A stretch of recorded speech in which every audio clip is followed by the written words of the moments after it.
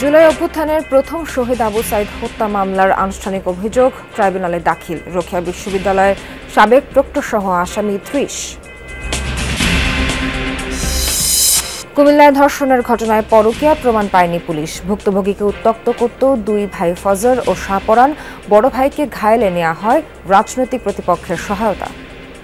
হ্যাঁ, আন্দা ২-৩ জন মারতাছে আর অনেকজনে ভিডিও করছে। সবাই হচ্ছে অন ক্যামেরা মেয়েটাকে নির্যাতন করছে, বাস্তবিকভাবে ধর্ষণকাণ্ড করছে এবং শ্লীলতাহানির ঘটনাও করছে। চট্টগ্রামের সাতকানিয়ায় স্কুলের প্রধান শিক্ষককে লাঞ্ছনার ছবি ভাইরাল। জমি নিয়ে বিরোধের জের, অভিযোগ ভুক্তভোগীর। যুদ্ধবিরতি উপেক্ষা করে গাজায় অব্যাহত ইসরায়েলের আগ্রাসন। একদিনে ৭২ ফিলিস্তিনি নিহত। হামাসকে পরাজিত ও জিম্মি উদ্ধারে আশাবাদী নেতানিয়াহু।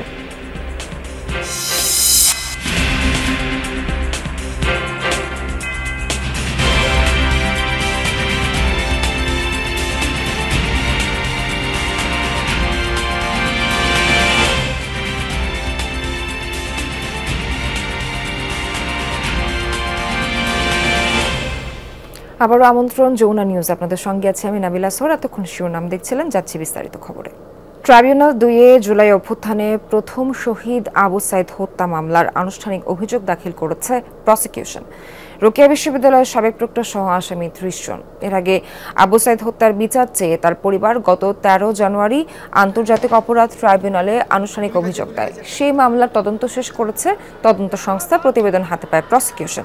হত্যাকাণ্ডে মিলেছে ৩০ জনের সম্পৃক্ততা। তাদের মধ্যে পুলিশ ছাড়াও বিশ্ববিদ্যালয় প্রশাসন ও ছাত্রলীগ নেতৃবৃন্দের নাম রয়েছে। আবু সাইদ হত্যা মামলাটি আন্তর্জাতিক অপরাধ ট্রাইব্যুনালের প্রথম মামলা। এই মামলায় কারাগারে থাকা ৪ আসামি হলেন পুলিশ কর্মকর্তা আমির হোসেন, কনস্টেবল সুজন চন্দ্র, বেরবির সাহেব প্রক্টর শরীফুল ইসলাম ও বিশ্ববিদ্যালয়ের শাখা ছাত্রলীগের সাধারণ সম্পাদক ইমরান চৌধুরী।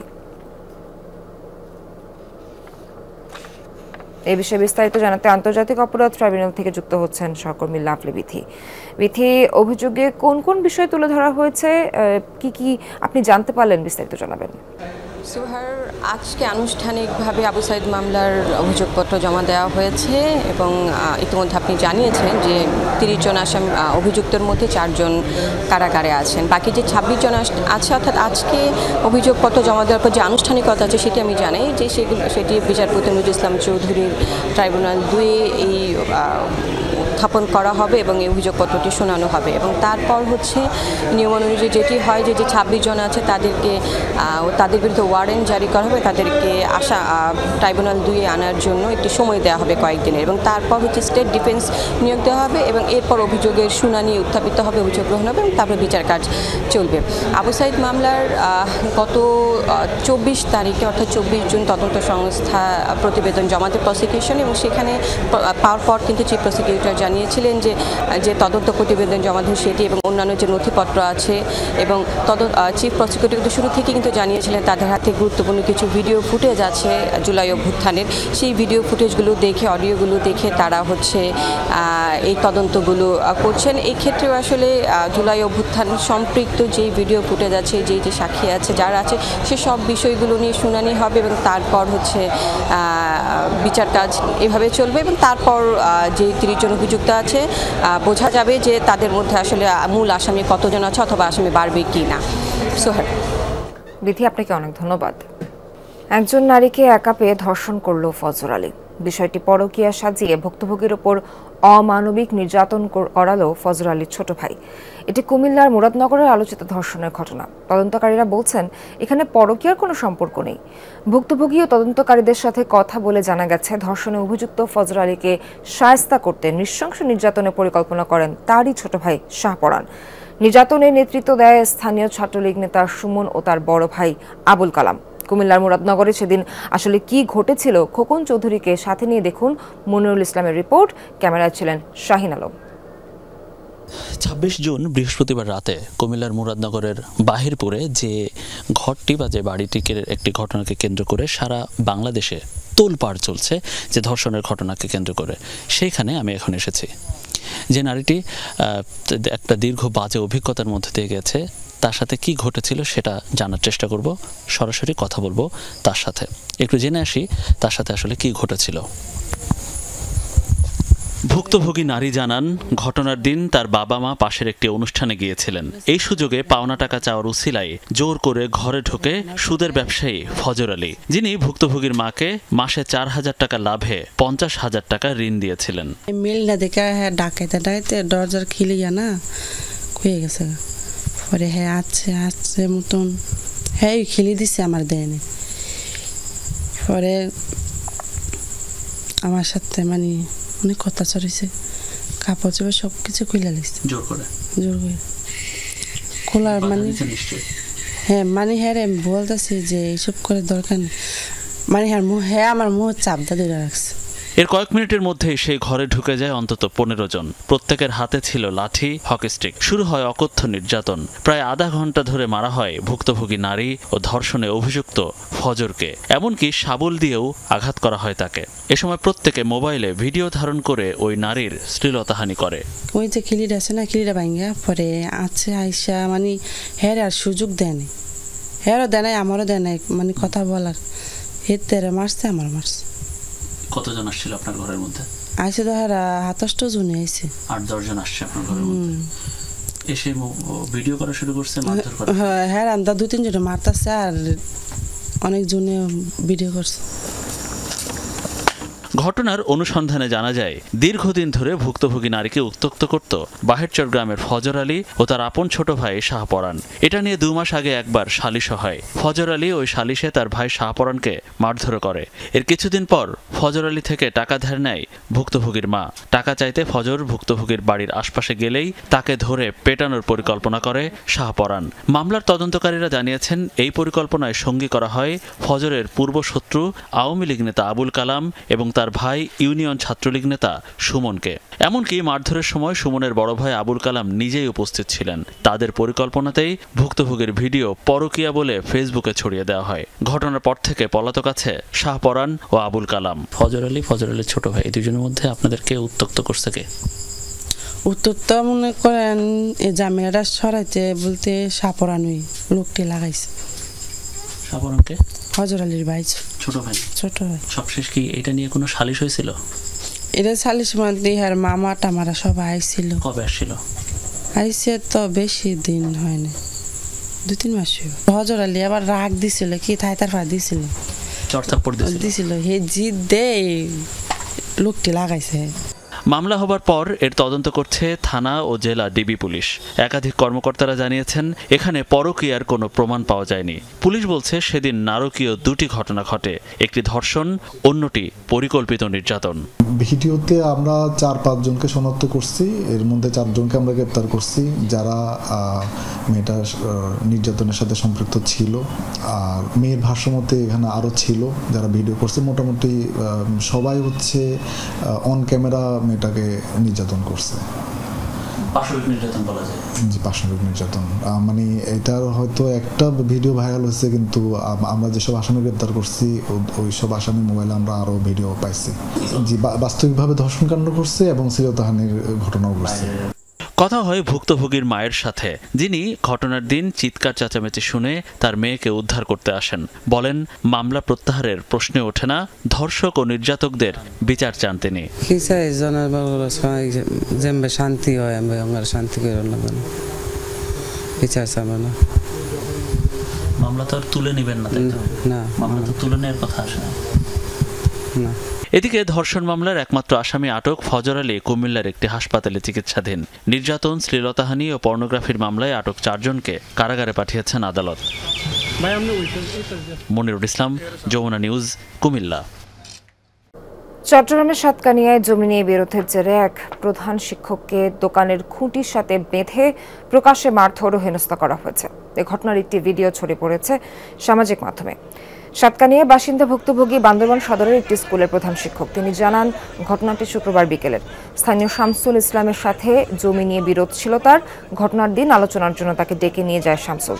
পরে একটি সাদা স্ট্যাম্পে তার সই নিতে চায় তারা। রাজি না হয় শামসুলের লোকজন প্রকাশ্যে তাকে হেনস্থা করে। এ বিষয়ে এরই মধ্যে থানায় একটি অভিযোগ দায়ের করা হয়েছে। বিষয়টি খতিয়ে দেখছে পুলিশ।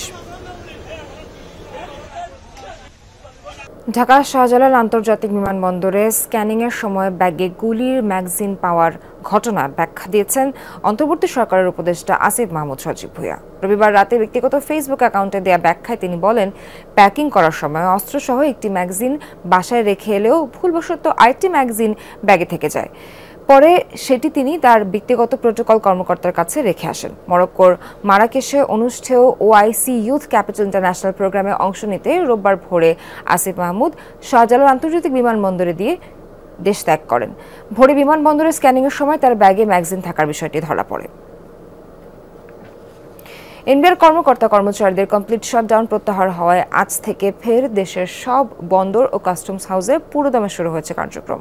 টানা দুদিনের কমপ্লিট শাটডাউন কর্মসূচি প্রত্যাহারের পর আবারও কর্মচঞ্চল চট্টগ্রাম কাস্টমস হাউস ও বন্দর। সকাল থেকে কাজে যোগ দিয়েছেন কাস্টমস হাউসের বেশিরভাগ কর্মকর্তা। আমদানি রপ্তানি পণ্যের শুল্কায়ন শুরু হওয়ায় খুশি ব্যবসায়ী, সিএনএফ এজেন্ট ও তাদের প্রতিনিধিরাও। এদিকে শুল্কায়ন শুরু হওয়ায় চট্টগ্রাম বন্দরও শুরু হয়েছে পণ্য ওঠানামা ও কন্টেনার ডেলিভারি। তবে গত দুদিনে 4000-এরও কন্টেনার জাহাজীকরণ না হওয়ায় বন্দরের অভ্যন্তরে তৈরি হয়েছে কন্টেনার জট। এছাড়া বহির্নোঙরেও বেড়েছে পণ্য বোঝাই জাহাজের সংখ্যা, যা স্বাভাবিক হতে আরও কয়েকদিন সময় লাগবে বলে জানিয়েছে কর্তৃপক্ষ। এদিকে সকাল থেকে কর্মচাঞ্চল্য বেনাপোল, হিলি, আখাউড়া, ভোমরা সহ স্থলবন্দরগুলো শুরু হয়েছে আমদানি রপ্তানির কার্যক্রমও। এর আগে টানা দুদিনের এনবিআর কর্মকর্তা কর্মচারীদের কমপ্লিট শাটডাউনের কারণে অচল হয়ে পড়ে স্থলবন্দরগুলো, স্থবির হয়ে পড়ে শুল্কায়ন কার্যক্রম। পরে রোববার রাতে ব্যবসায়ীদের মধ্যস্থতায় কমপ্লিট শাটডাউন কর্মসূচি প্রত্যাহার করেন কর্মকর্তারা। তেজগাঁওয়ের বিসিআই কার্যালয়ে ব্যবসায়ীদের সাথে দীর্ঘ বৈঠকের পর আসে এই সিদ্ধান্ত। নারায়ণগঞ্জের সিদ্ধিরগঞ্জ থানাধীন একটি কওমি মাদ্রাসার ছাদ থেকে পড়ে গুরুতর আহত হয়েছেন এক নারী শিক্ষার্থী। রবিবার বিকেল 5টার দিকে এই দুর্ঘটনা ঘটে বলে জানায় জামিয়া মাদানিয়া হাদিউল উম্মাহ মাদ্রাসার প্রিন্সিপাল আব্দুল কুদ্দুস। তিনি জানান, মাদ্রাসা থেকে খবর পেয়ে মুমূর্ষু শিক্ষার্থী ফারিয়া আক্তার মিমকে দ্রুত ঢাকা মেডিকেলে নিয়ে যান। সেখানে আইসিইউ খালি না থাকায় ধানমন্ডির একটি বেসরকারি হাসপাতালে ভর্তি করা হয়। চিকিৎসক জানান, 7 তলা থেকে নিচে পড়ার কারণে মিমের মাথা ও বুকে গুরুতর আঘাত আছে। এছাড়া শরীরের অন্য কোথাও আঘাতের কোনো চিহ্ন নেই। স্বজনদের দাবি, এটা পরিকল্পিত হত্যাকাণ্ড। গেছে 4টা বাজে গিয়া শুনি ওই নাকি পড়ে গেছে ছাদের থেকে, হেরা বলতেছে। আপনারা জানতেন মানে হেরা ফোনও দেয় নাই। দুপুরের পরে খাবারের পরে আর মন খারাপ দেখছে, তখন আপায় ডাক দিয়ে বলছে যে আমার সাথে তুমি শুভ। 4 তলায় ওরা শোয়া রাখছিল। এই 4 তলায় শোয়া রাখছে, শোয়ার টাইম হলো আমাদের 4টা থেকে 5টা। তখন ওই ম্যাডামে আবার 5:45টার দিকে উঠায় বাথরুমে গেছে, টয়লেটে আইসা দেখা হয় নাই। আঘাত করার মতো ওরকম সিচুয়েশন আমাদের কাছে মনে হয় না, বাট এটা আরও ভালো বোঝা যাবে আমাদের ইনিশিয়াল পর্যবেক্ষণে। আমাদের সেরকম কিছু মনে হয় নাই। আমরা তো পর্যবেক্ষণ করব, অবজারভেশনে পরবর্তীতে হলে আমরা সেরকম জানাবো। রাজধানীর খিলক্ষেতে রেলের জমিতে গড়ে তোলা অস্থায়ী একটি পূজা মণ্ডপ উচ্ছেদ ঘিরে বিভ্রান্তি ছড়িয়েছে। আদতে এটি বহু বছরের পুরনো স্থায়ী কোনো মন্দির ছিল না। সরকারি জমিতে অস্থায়ী স্থাপনায় বেড়া দিয়ে স্থায়ী নির্মাণ ঘিরে ওঠে দখলের অভিযোগ, যা পরে সরিয়ে দেওয়ার কথা জানিয়েছে রেল মন্ত্রণালয়। আর পূজা উদযাপন কমিটির অভিযোগ, সরানোর নোটিশ দেওয়া হয়েছে, মৌখিকভাবে দেওয়া হয়নি যথেষ্ট সময়। আশিক মাহমুদ ছবি তুলেছেন, মোহাম্মদ সুমন। খোদ রাজধানী ঢাকায় একটি মন্দির ভাঙার স্পর্শকাতর তথ্য ছড়িয়েছে সামাজিক মাধ্যমে। ভারতের কিছু মিডিয়াতেও প্রচার হয় এটি। আসলে কি ঘটেছিল সেদিন, ঘটনার শুরুটা কোথায়, তাকানো যাক ঘটনাস্থলে। প্রতি বছর দুর্গাপূজার সময় এই খিলক্ষেতে রেলের জায়গায় দুটি অস্থায়ী পূজা মণ্ডপ তৈরি করত হিন্দু সম্প্রদায়ের মানুষ। আর এই পূজার কার্যক্রম শেষে সেগুলো আবার ভেঙে সরিয়েও নেওয়া হতো। তবে এই বছর এই একটি পূজা মণ্ডপের অস্থায়ী কাঠামো আর সরানো হয়নি। পরবর্তীতে এখানে 10 ইঞ্চি দেয়ালের গাঁথুনি দিয়ে স্থায়ী মন্দিরে রূপ দেওয়ার চেষ্টা চলছিল। আর বিপত্তি শুরু এখান থেকেই। স্থানীয়দের তথ্য মতে এখানে কখনো কোনো স্থায়ী মন্দির ছিল না। রেল লাইনের পাশেই বছরে একবার দুর্গাপূজার সময় অস্থায়ী মণ্ডপ স্থাপন করা হতো। সর্বশেষ পূজাও হয়েছে এখানে। কিছুদিন আশপাশ মিলে প্রায় 10 কাঠা সরকারি জমিতে টিনের বেড়া দেয়া হয়। ভেতরে শুরু হয় মোটা দেয়াল তুলে স্থায়ী অবকাঠামো নির্মাণের কাজ। প্রতি বছরই ওনারা পুজোর সময় এখানে ওনারা পূজা করতো এবং কি এরপর আবার সবকিছু নিয়ে চলে যেত, কিন্তু এবার আর এখান থেকে ওটা নিয়ে যায় না আর কি, এখানেই ছিল। বলছে ঠিক আছে, আমাদের তো দুর্গা পূজা করার জায়গা নাই, তাহলে আপনারা এই জায়গায় একটা করেন, করার পরে আমরা এখানে করি, আমরা পরে ভেঙে নিয়ে যাবো। কিন্তু পরে ওরা রাখছে, এরপরে বিভিন্ন অনুষ্ঠান আসছে করছে, ঠিক আছে, এটা ছিল অস্থায়ী ছিল। যখন তারা যে দেওয়াল করে পাকাপুক্ত করতে আসছে তখন এটা বাধা দিচ্ছে। এটা তো টিন দিয়ে ঘেরা ছিল, ভিতরে আর কি তারা চিন্তা করছে যে ভিতরে এটা স্থায়ী করে ফেলাবে, হ্যাঁ ইট গেতে ফেলাবে, পরে টিন সরাই দেবে। কিন্তু পরে তো আর কি এটা তো সবাই যাই না ফেলাইছে, পরে এটা তো আর স্থায়ী করা জায়গা না। বিতর্কে নতুন মাত্রা যোগ হয় রেলের উচ্ছেদ অভিযানের পর। গত বৃহস্পতিবার খিলক্ষেত এলাকায় ওই অস্থায়ী মন্দির সহ বিএনপি জামাতের অবকাঠামো এবং দোকানপাট ভেঙে দেয় রেলওয়ে।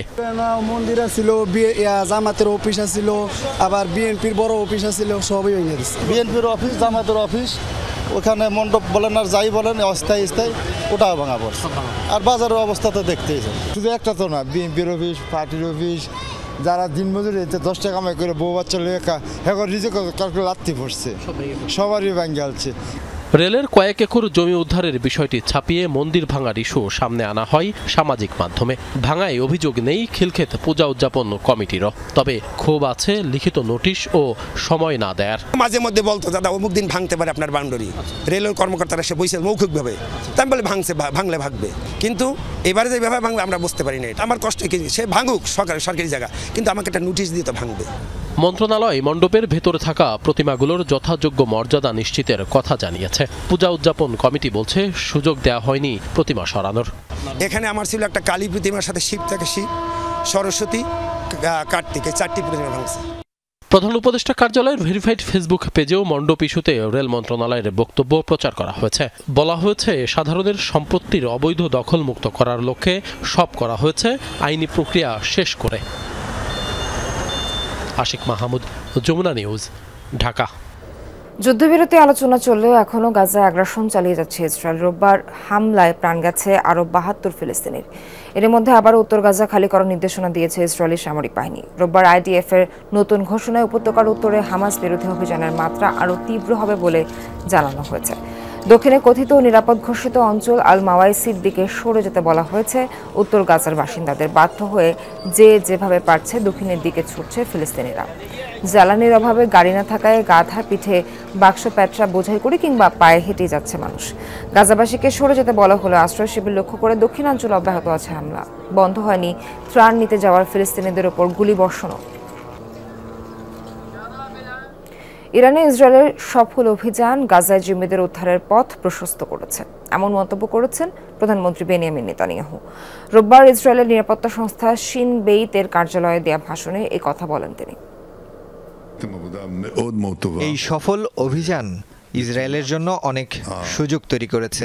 বর্তমানে আমাদের প্রধান লক্ষ্য গাজা থেকে আমাদের নাগরিকদের দেশে ফিরিয়ে আনা। গাজায় হামাসকে পরাজিত করাও আমাদের লক্ষ্য। আমার বিশ্বাস দুই উদ্দেশ্যই ইসরায়েল পূরণ করতে পারবে। যুক্তরাষ্ট্র ইসরায়েলের হামলার পরও কয়েক মাসের মধ্যে ইউরেনিয়াম সমৃদ্ধকরণ কর্মসূচি চালু হতে পারে ইরান, এমন শঙ্কা জাতিসংঘের আণবিক শক্তি সংস্থা IAEA এর দাবি। হামলায় বেশ কয়েকটি পারমাণবিক কেন্দ্র ক্ষতিগ্রস্ত হলেও এখনও টিকে আছে কিছু স্থাপনা, যেগুলোতে থাকা সেন্ট্রিফিউজের সাহায্যে খুব শিগগিরই ইউরেনিয়াম সমৃদ্ধকরণ করা সম্ভব। ইরানের গুরুত্বপূর্ণ সব পারমাণবিক স্থাপনায় দফায় দফায় ইসরায়েল হামলা শুরু করে 13 জুন। পরে যুক্ত হয় যুক্তরাষ্ট্র। টার্গেট ছিল সবচেয়ে প্রসিদ্ধ 3 নিউক্লিয়ার ফ্যাসিলিটি। দুদেশই দাবি করে ইতিহাসের অন্যতম সফল অভিযান এটি, যাতে গুড়িয়ে গেছে তেহরানের সকল পারমাণবিক প্রকল্প। অথচ এখন IAEA বলছে পুনরায় সেই ইউরেনিয়াম সমৃদ্ধকরণ কর্মসূচি চালু করতে যাচ্ছে ইরান। শুক্রবার মার্কিন সংবাদ মাধ্যম CBS নিউজে সাক্ষাৎকার দেন জাতিসংঘের আণবিক শক্তি সংস্থার প্রধান রাফায়েল গ্রোসি, যেটি অনুলিপি আকারে শনিবার প্রকাশ করে গণমাধ্যমটি। যুক্তরাষ্ট্র ইসরায়েলের হামলায় একাধিক পারমাণবিক স্থাপনা ক্ষতিগ্রস্ত হলেও কয়েক মাসের মধ্যেই ইউরেনিয়াম সমৃদ্ধকরণ পুনরায় শুরুর সক্ষমতা ইরানের আছে বলে সাক্ষাৎকারে জানান IAEA প্রধান। তাদের যে সক্ষমতা রয়েছে তাতে বলাই যায় কয়েক মাস অথবা তারও কম সময়ে ইরান সমৃদ্ধ ইউরেনিয়াম উৎপাদন আবারও শুরু করতে পারে। খোলাখুলি বলতে গেলে কেউই দাবি করতে পারবে না যে হামলায় ইরানের সকল পরমাণু স্থাপনা গায়েব হয়ে গেছে। বৈশ্বিক পরমাণু কর্মসূচি পর্যবেক্ষক সংস্থাটির দাবি, মার্কিন আর ইসরায়েলি হামলার পরও তেহরানের বেশ কিছু পারমাণবিক প্রকল্প অক্ষত রয়েছে। এটা স্পষ্ট যে তাদের মারাত্মক ক্ষতি হয়েছে, তবে নিঃশেষ হয়ে যায়নি। আর ইরানের যথেষ্ট শিল্প ও প্রযুক্তিগত সক্ষমতা রয়েছে, তাই তারা ইচ্ছা করলেই আবারও এটি শুরু করতে পারবে। সাক্ষাৎকারে ইরানের 400 কেজি 60% সমৃদ্ধ ইউরেনিয়ামের মজুত নিয়েও প্রশ্ন তোলেন IAEA প্রধান, যা যুক্তরাষ্ট্রের হামলার আগেই সরিয়ে নেওয়া হয়েছিল বলে গুঞ্জন ওঠে। তাত্ত্বিকভাবে এই পরিমাণ ইউরেনিয়াম দিয়ে 10টি পারমাণবিক বোমা বানানো সম্ভব। অনিক রহমান, যমুনা নিউজ। যুক্তরাষ্ট্রের আইডাহো রাজ্যে আততায়ীর গুলিতে 2 ফায়ার ফাইটার কর্মী নিহত হয়েছে। রোববার রাজ্যের কুইটানাই কাউন্টির ক্যানফিল্ড পাহাড়ে শুরু হয় দাবানল। আগুন নেভানোর কাজে ছুটে যাচ্ছিল ফায়ার সার্ভিসের টিম। এ সময় তাদের লক্ষ্য করে গুলি ছোড়া হয়। ঘটনাস্থলে মারা যায় 2 জন। গুরুতর আহত হয়ে হাসপাতালে চিকিৎসাধীন আরেক কর্মী। প্রাথমিকভাবে পুলিশের ধারণা ইচ্ছাকৃতভাবে অগ্নিকাণ্ড ঘটানো হয়েছে ক্যানফিল্ড বনে। জঙ্গল থেকে অস্ত্রসহ এক ব্যক্তির মরদেহ উদ্ধার করা হয়েছে।